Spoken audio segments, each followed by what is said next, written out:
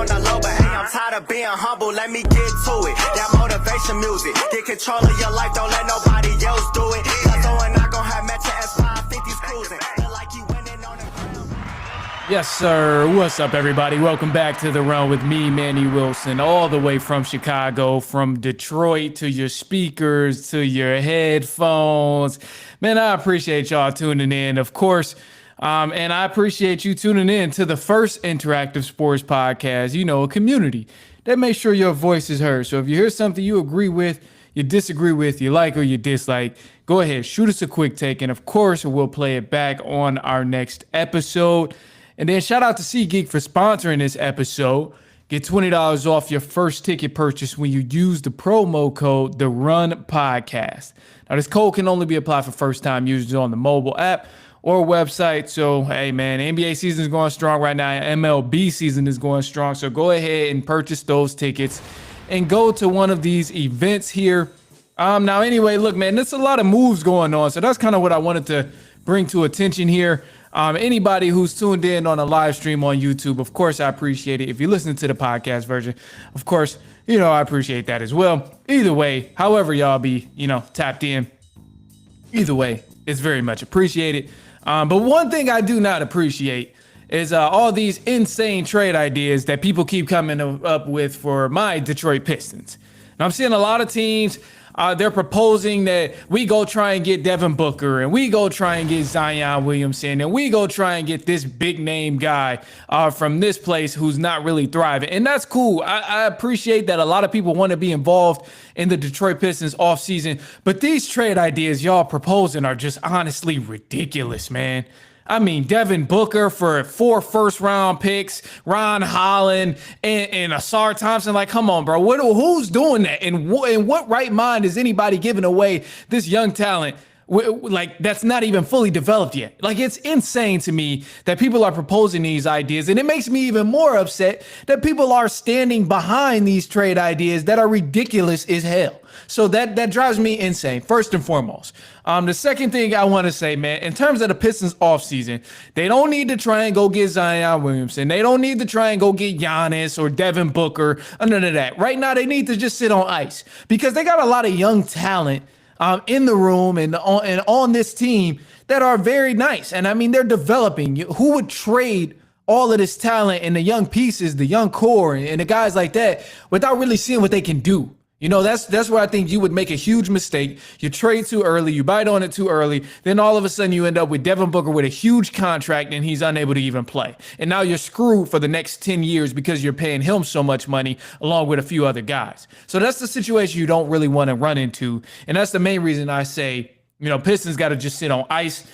For this offseason, there are some trade ideas and some people I think they could possibly grab in terms of, you know, making the offseason a win and picking up to help out in the offseason. But I can tell you right now, Devin Booker, Zion Williamson, Giannis Antetokounmpo, those guys are not it. Don't trade away all your assets for a guy who you know, who's just not going to bring that much value in return. Yeah, they might get to the playoffs and get to the same spot, honestly, but it's just not worth giving away all of your young talent you haven't really seen how they can develop. Like, it just doesn't make sense to me. And then another thing, too, you know, I kind of want to explain because, you know, people, I'm hearing the ideas of go get this guy, go get that guy. And the Pistons aren't in need of a superstar. They aren't in desperate need of a superstar. I'll put it that way. Like, yeah, I know, obviously, it can help the team out if they grab somebody, if they pick up another star player, whatever. But they're not in desperate need where they just have to break the bank to bring in a big name superstar like everybody keep trying to propose in these trade ideas. It's insane. I mean, they literally got to the first round, took the Knicks, who's a great team, a well-balanced team, a talented team, to 6 games, and they almost took them to 7 games had Jalen Brunson not made a buzzer beater. So it's like, it's not a situation where they're just bad and they like, oh, they'll never get over the hump if they don't bring in a new guy. Well, they had injuries and they still had a pretty successful season. So it's like, there's no desperate need to make a move out of desperation right now. It's silly for the Pistons to even do that and to consider some of these, because the young talent, I keep mentioning the young guys on the Pistons right now. Duran, he's under 25. Thompson is under 25. Ivy is under 25. Stewart, under 25. Like, you got a lot of guys on this team who are haven't even reached near a peak in terms of seeing what they can do in this league. So, it's, to me, it's not worth it. It's not worth it. The veterans who are here, you need those guys. They proved that their worth all last season. I know Beasley was kind of bad in the playoffs, but he still had, a great season all along. Pretty much led the league in 3-pointers the whole year and almost finished on top if it wasn't for Anthony Edwards. But, Toby, he played great. Tobias Harris, he really showed his behind in the playoffs and showed what he could do. So, the vets have to stay as well. And the Zion always injured. Devin Booker, I don't want to break the bank on a guy because you don't have the stability, but the guys I think we should target for the Pistons, you don't want to get rid of the young talent for some guys who are going to break the bank on you. But the talent that I think we should at least go for if the Pistons decide not to sit on ice, I think they're good if they do. If the Pistons don't make any moves, I think they'll still get back to the playoffs and have a solid season. But the people we should target is Kuminga and Cam Johnson. I'm cool with those two guys and those two names, paying those guys coming out of pocket. Kuminga, I don't want him to have a huge price tag, which he might because he's been solid with the Warriors over the past few seasons. But if Kuminga doesn't have a huge price tag, then the Pistons should for sure go for him and try and bring him there, because that's another wing player who could play the low post and also could play the 4 and help spread the floor and guard a lot of guys too. So Kuminga is, we know what kind of player he is, very dynamic, can shoot, expanded his game a lot in the past 4 years. So I would love to see Kuminga in Detroit with Cade Cunningham and Ivy and all the other young talent that's over there. However, if he's asking for a huge ticket, then we just got to let him go. We got to let him go. Another player will come along, and it's nothing to make a huge deal about. Cam Johnson is another guy. He's in a tough situation right now in Brooklyn. It's just disgusting. It's disgusting where Cam Johnson is because his talent is literally going to waste. This guy's a pure shooter. He's a good shooter. And I think Detroit could really use another great shooter like Cam Johnson, especially if they don't bring back Tim Hardaway Jr.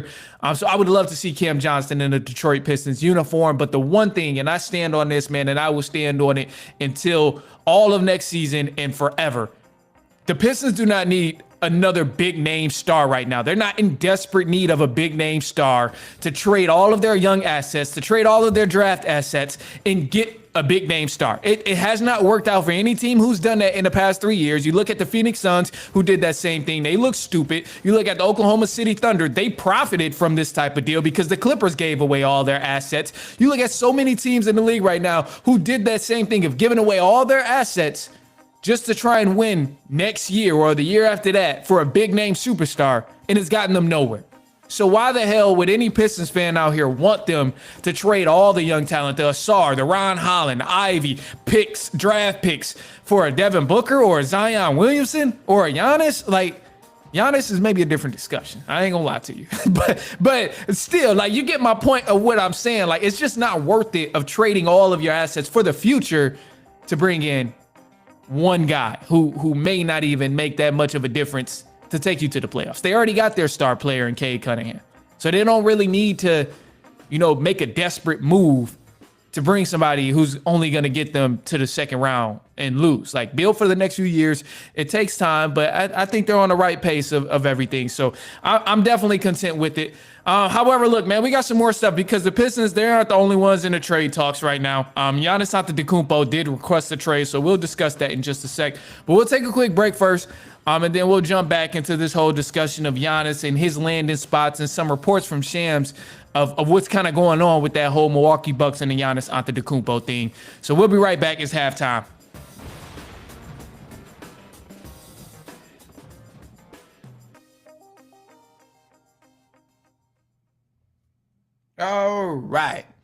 All right, cool. So let's do this. I ain't even got my water over here, but let's jump into it. Anybody who's listening on a live stream, shoot us a quick follow on IG at The Run Podcast or TikTok at The Run Podcast.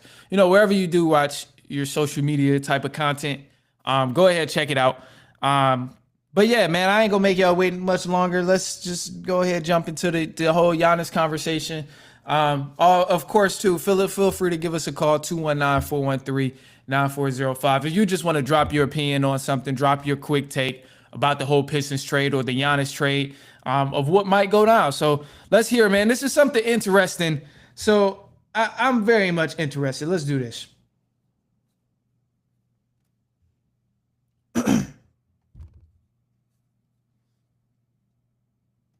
Yeah, this is insane. All right, man. So look, as I mentioned beforehand, the Milwaukee Bucks are looking to possibly move Giannis Antetokounmpo. Maybe they don't want to as much as Giannis is trying to right now. But Giannis, he did allegedly, well, it wasn't really allegedly, he said it. Giannis did say on his brother's podcast that, if his team doesn't win a championship within the next 2 years, he's going to be looking for an out. Obviously, the Bucks, they fell short this year, getting put out in the first round.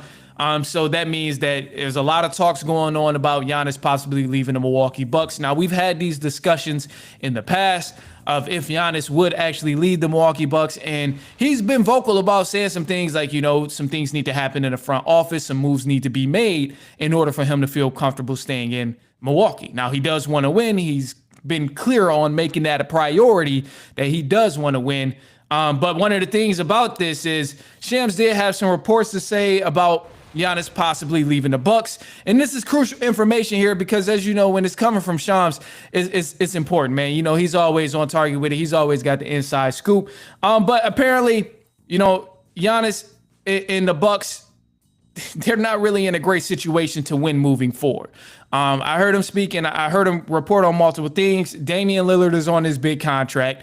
You got Kyle Kuzma, who's also on a big contract. The Milwaukee Bucks don't have any draft assets to trade until 2032, which is crazy. So they can't really make anything happen through the draft or trade anybody to bring more pieces there to the Milwaukee Bucks.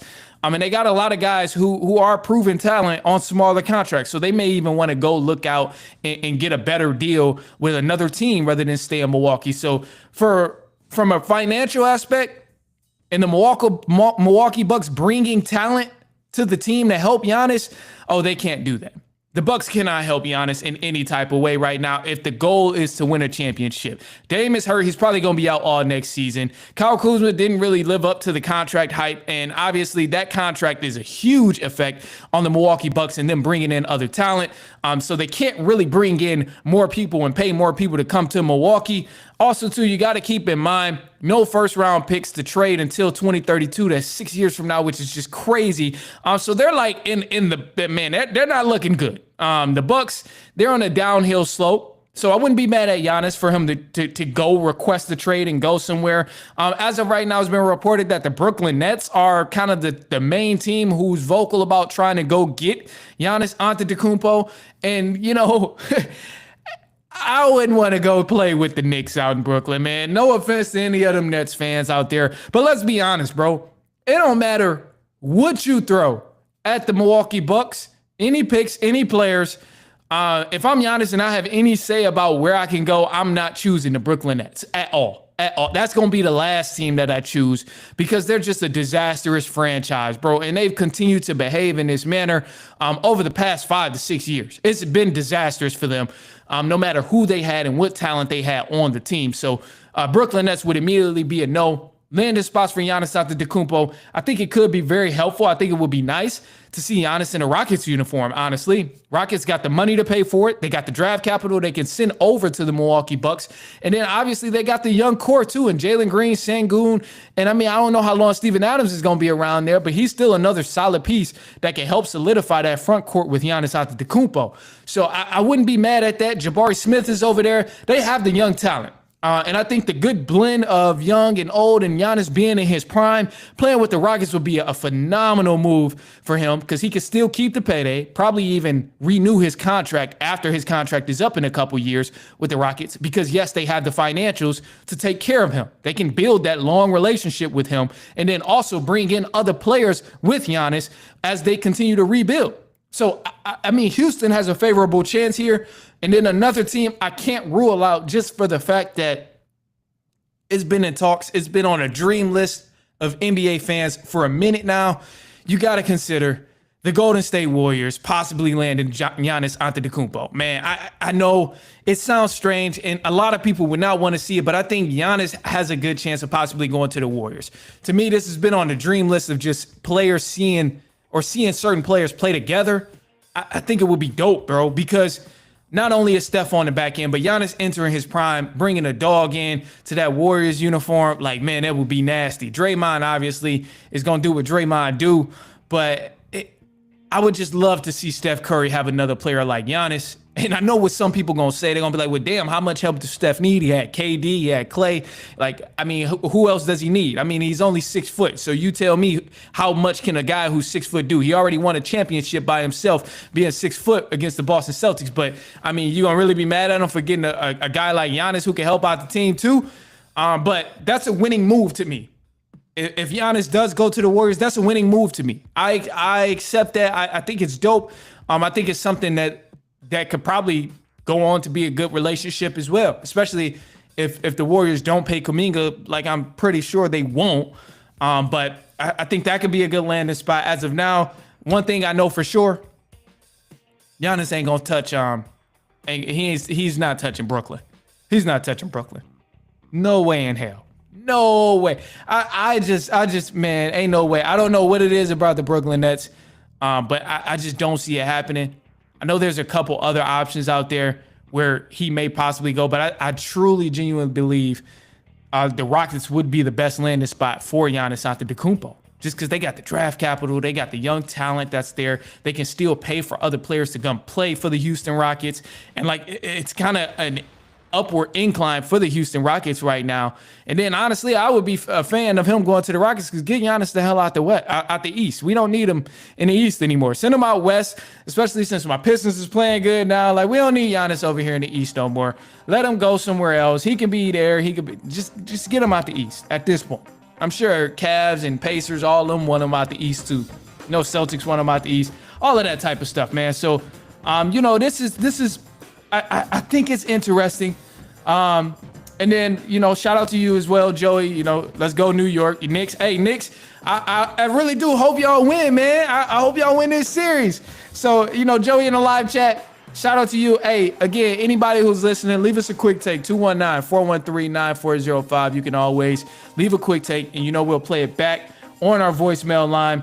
I'm not going to cap to y'all, especially since I'm live right now. I think that would just be silly to do, but no, man, I'm not gonna lie to y'all. I haven't even checked the voicemail line. So as I'm close to doing that, I'm gonna just check right now and just, double back to see if anybody did go ahead and hit us up and, leave a quick take. But, man, I will say the whole Giannis trade, it's overdue. It's overdue. I genuinely don't see an upside for him staying in Milwaukee. He can be as loyal as he want to, but at the end of the day, if the goal is to win a championship, the Bucks ain't gonna do that, man. The Bucks ain't gonna make it happen. They just don't have enough right now to really make it happen. And I know, everybody is like on the train of, oh, well, he's got to stay loyal. You run to another team, and it's not gonna work out. Look at the Russell Westbrook thing and how long it took him to finally find a home. I get it, but the Bucks ain't it. I'll tell you that. All right, yeah, anyway, that's it, man. We ain't got no voicemail, so I'm going to leave y'all with a positive note here, and the positive note is just going to be as simple as, just don't quit, man. Sometimes the only difference of knowing if you'll succeed at what you're trying to get to and if you won't succeed is just the matter of if you continue to push forward and if you stop. I mean, there's a lot of people out here who are terrible at what they do. A lot of CEOs terrible at what they do. A lot of artists terrible at what they do. But it's just the fact that they did not stop, which is what helped them get to the point of where they are. Whether it's music, whether it's art, whether it's a job, whatever the case is.